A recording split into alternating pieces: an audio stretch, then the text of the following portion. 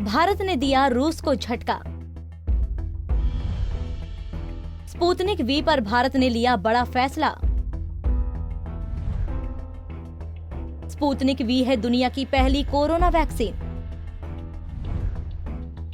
DCGI ने doctor Reddy laboratories के आवेदन को ठुकराया। Drugs controller general of India ने भारतीय pharma company doctor Reddy laboratories के उस आवेदन को स्वीकार कर दिया है जिसमें उन्होंने रूसी कोरोना वैक्सीन स्पुतनिक वी के तीसरे चरण के ह्यूमन ट्रायल करने की इजाजत मांगी थी। डीसीजीआई के एक्सपर्ट पैनल ने भारतीय कंपनी को पहले छोटे चरण के ट्रायल के लिए कहा है। आपको बता दें कि रूस ने दुनिया की सबसे पहली कोरोना वायरस वैक्सीन बनाने का दावा किया था।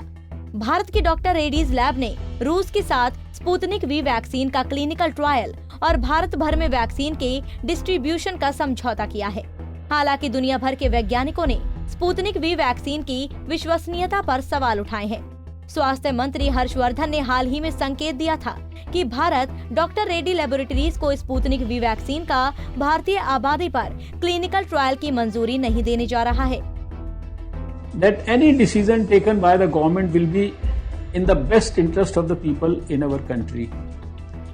Irrespective of what you may have read about Sputnik vaccine in the media, this issue is still under consideration and no decision has been taken as yet. DCGI को क्यों है आपत्ति? DCGI के एक्सपर्ट पैनल के मुताबिक Sputnik V vaccine का विदेश में किए गए क्लिनिकल ट्रायल का डेटा बहुत छोटा है और भारतीय प्रतिभागियों का कोई उल्लेख नहीं है।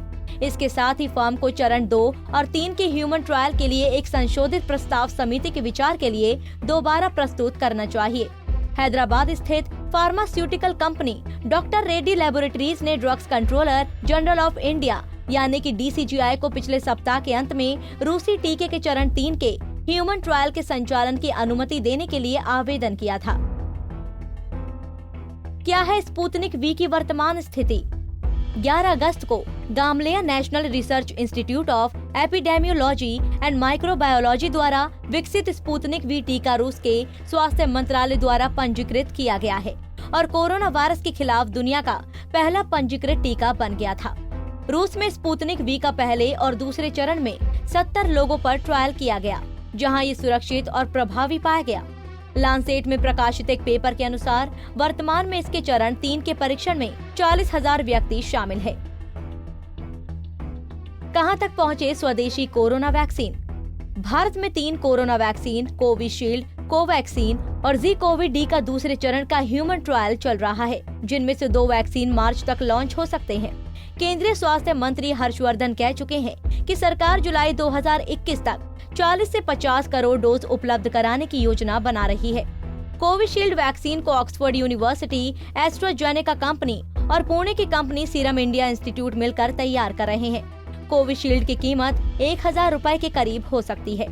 कोवैक्सीन को आईसीएमआर के नेशनल वायरोलॉजी संस्थापक की मदद से हैदराबाद की भारत बायोटेक कंपनी विकसित कर रही है। इसकी कीमत 100 रुपए से भी कम हो सकती है। ज़ी-कोविड-डी वैक्सीन को भारतीय फार्मास्यूटिकल कंपनी जायडस कैडिला तैयार कर रही है। अभी तक इसकी कीमत का खुलासा नहीं हुआ है। हमसे जुड़े रहने के लिए हमारे YouTube चैनल को सब्सक्राइब करें और नई वीडियो की नोटिफिकेशन के लिए बेल आइकॉन को दबाएं। अगर आप ये वीडियो Facebook पर देख रहे हैं तो लाइक जरूर करें और ज्यादा से ज्यादा शेयर करें। धन्यवाद।